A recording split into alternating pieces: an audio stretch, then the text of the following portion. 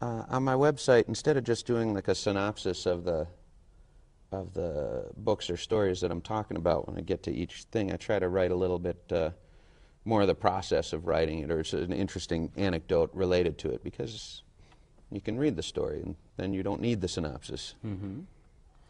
And so you actually had published several stories, and I know I heard you do a reading once or twice, I think, at local conventions. Mm-hmm.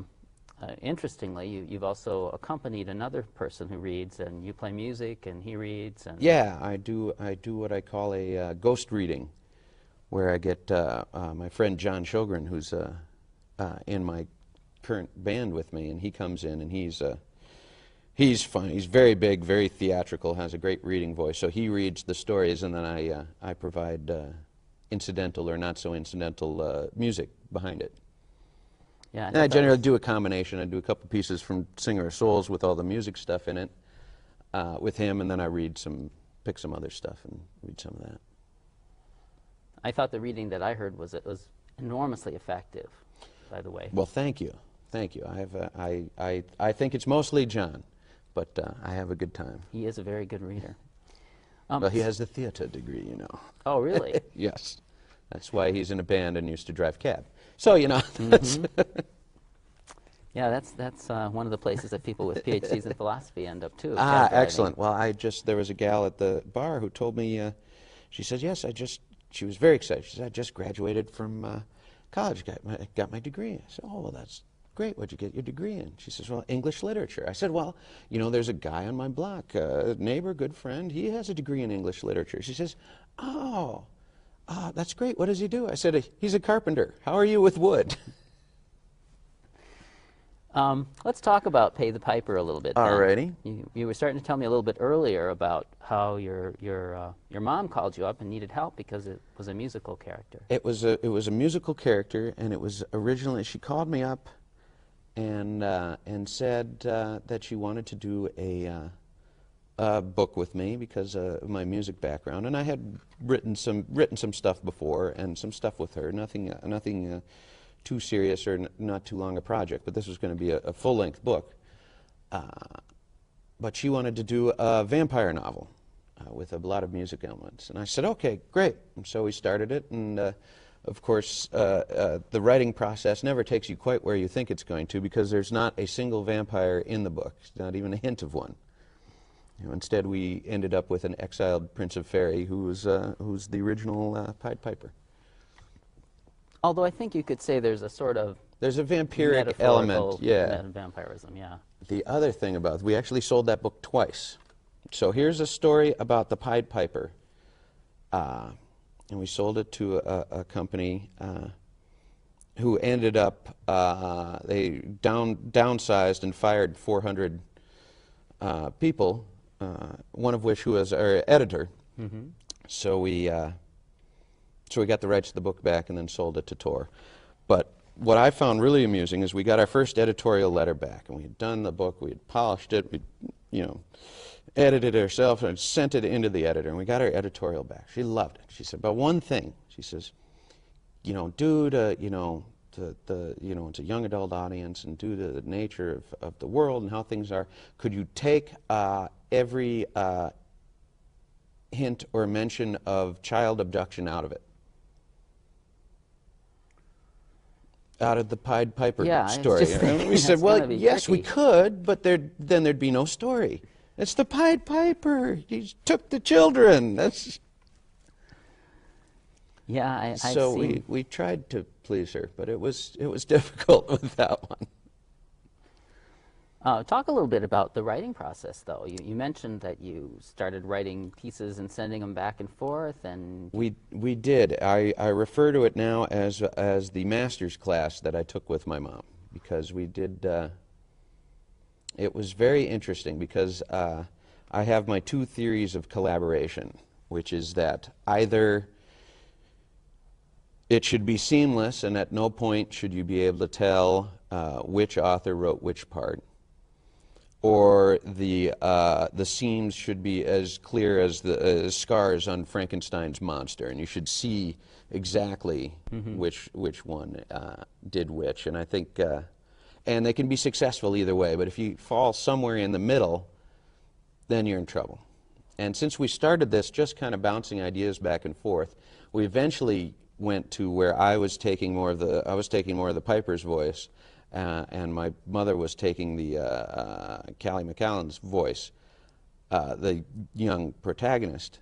But in the beginning, we just kind of wrote back and forth and did both parts. So I was, so in my first time out, I was not only, you know, I would try to match my mother's style and tone, and she's a very accomplished stylist and writer. So it was very difficult and challenging, but it was really good work and very helpful for later on when I started working on my own.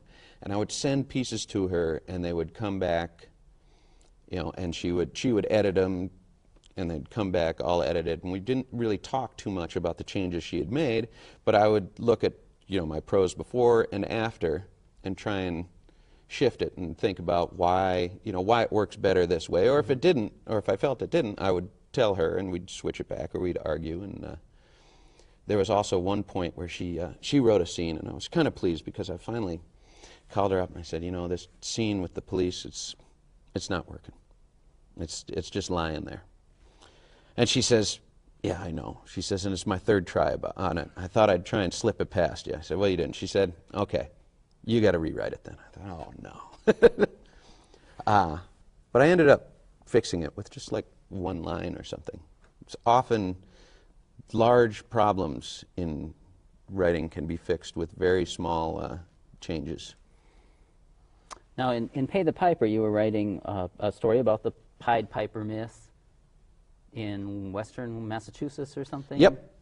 And it's set among some kids and teenagers who have to deal with sort of a cursed figure who is threatening to abduct them all into fairyland, I guess, like the original Pied Piper. Mm-hmm. And it's a young adult novel. Part of the rock and roll fairy tale, which turns out to be the beginning of a series. A whole series that we're doing, and the next one is a book called Troll Bridge, that should come out spring or summer of this year, I believe. And it's not really a series in the traditional sense of having series characters. The point is to just redo. Use fairy tales as a jumping-off point for some adventures, which will always have a musical element. Rock and roll. Yeah. And so in Troll Bridge, we're using some of the Norwegian troll legends and the story of the 12 dancing princesses and the 3 billy goats gruff, and we set it in Minnesota. For the Norwegian influences, and in fact, we work the Butterheads from the State Fair in as well. We'll look forward to that. Singer of Souls, on the other hand, is not a children's book. Not even a little. It has, you know, sex, drugs, rock and roll, and no less than 2 decapitations. It's. We still have the rock and roll though, and the fairies. Yes. Well, the rock and roll is, the music elements were very close to me, so I decided in a Million Little Pieces style, I'll just relabel it as memoir and say, sure, I changed a few little things, but I'm a musician. The main character's a musician. The heart of the tale is. So you figure if you put a memoir underneath here, that Oprah will pick it up. Huh? I'm guessing. That's my plan. That's my marketing plan for the book. One of the things that I thought was interesting is the way that you talk about music. And I don't know that a non-musician would be able to really bring this kind of description in. And I asked you to bring your guitar today in the hope that you would maybe try to explain some of what this means. Well, what was interesting when writing this stuff is, like I said earlier, I would fall back on writing a music scene. It was almost as a confidence builder, because I knew, though I was a beginning writer, I was an accomplished musician. It was a point of strength. And actually, in a little story, completely tangential, I went to a thing in New York for that's SIFWA put on, Science Fiction Writers of America, and it was a meet and greet, or what they call a mill and swill, for a lot of editors and writers and illustrators. And so we go in there, and Michael Swanwick is there, who's writing a love, and a lot of other writers. And I'm just at this point, I was halfway through writing Singer Souls, and had finished Pay the Piper with my mom. Just a fledgling writer and feeling like a very small fish in a very big pond. When all of a sudden someone tapped me on the shoulder and said, "You're Adam Stemple, aren't you?" I said, "Yeah." And she said, "I love your music." There, any of you guys got that?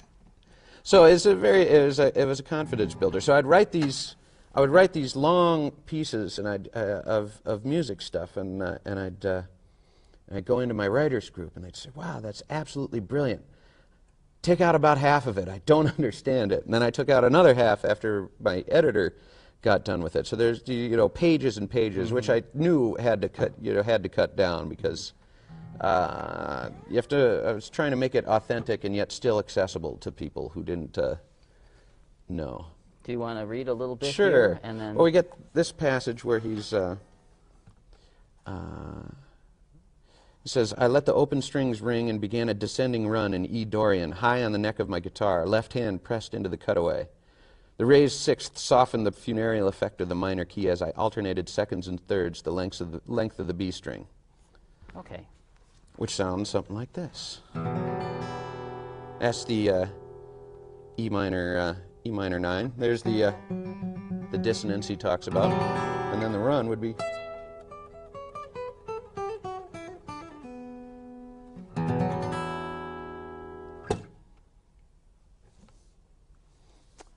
And I would play that. That's actually from a passage that John and I would read at the Ghost readings, and it was a neat juxtaposition as he would be reading and describing the music, and I'd be playing it. So one of these days we'll have to have a CD version of Singer of Souls with. Yeah, I actually did. With the Adam Stemple. I did a 2-song demo of some of the songs out of Pay the Piper with a local, not a local, but I think he lives in Chicago, plays a lot of gigs in town though, Larry Nugent, who's a very accomplished Irish flute and whistle player, and came in and we did a couple of full tunes just on a little CD, and I should have those up on the website soon. Did a little CD giveaway with when we went and did signings. A lot of fun. Sounds like a clever idea. Now, in Singer of Souls, you have one thing I wanted to ask about is there's a character who kind of stood out for me in Singer of Souls, and that was his grandmother. Yes. And in fact, when she dies, oops, suppose I shouldn't give that away. I didn't think she really had. Spoiler alert. Yeah, I couldn't believe she really had. But it was interesting to read on your website that you had actually developed a whole backstory for her in a much more drawn out or charted way. You mentioned charts and chronologies and so forth. That is something I like to do, and it's really based on a Hemingway quote, where he says the dignity of movement in an iceberg is due to the fact that 90% of it is underwater. And to create believable worlds or landscapes or people, it's best if the author knows a lot more about the person, place, or thing than he or she lets on. So to make this character, Grandma McLaren, who was not the main character, I mean, it's written from the first person, so the main character, it's all right there. I don't have to do any background. It's all, it's all there on the page. But Grandma McLaren is observed. But to make her actions more real and make the tidbits she released make some sort of internal sense, whether you can see it or not, or whether it gets mentioned, I felt I really needed to do a background on her and know exactly where she was from. And in a book I'm working on now, I created a whole new world, and was just kind of writing, and got about two or three chapters in, and I thought, well, I need to know more about this world before I continue. I've got a couple of characters. I had some things that were moving the plot along, which I didn't know what it was yet, but I had someone had disappeared, someone else is searching for them, so I thought, okay, this has begun to interest me. But if I'm going to continue, I need to know more about the setting. And you can read a lot about world building, and a lot of it, when you go to, there's some great articles on the SIFWA site about world building, but it's a lot geared towards science fiction, very scientific things. And I am no scientist, but I've dealt with a lot of myths and fantasy. So I thought, well, the other way would be to find out what the creation myth is of this world. So, never intending it to go in the book, I stopped writing what I was writing, and I wrote the creation myth of the world I was working on, which was a lot of fun. And in fact, when I was done with the creation myth of this world, I had two more races. I had a bunch of gods, and I had, even more importantly, a plot. And I liked the myth so much, I start the book with the creation myth, and then go to the time frame, and then I start throughout the book interspersing in between certain chapters. I'll have more of the creation myth, or I'll have the same creation myth, but from one of the other races, and you start trying to get at what the truth of what actually happened, as seen from each different race's view. And that's in the book that you're writing as a sequel to Singer of Souls? No, it's something totally different. I am working on the sequel to Singer of Souls at the same time. I actually have 3 computers in my office, and I work on them all concurrently.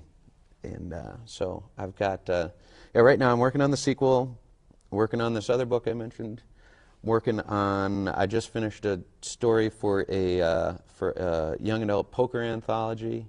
I play poker for part of my living and teach people how to play cards. So I've got that business. I've got gigs, and I think that's about it. You've had a lot of praise for Singer of Souls and for Pay the Piper. You mentioned looking at some of the comments from readers online, and that there was quite a range.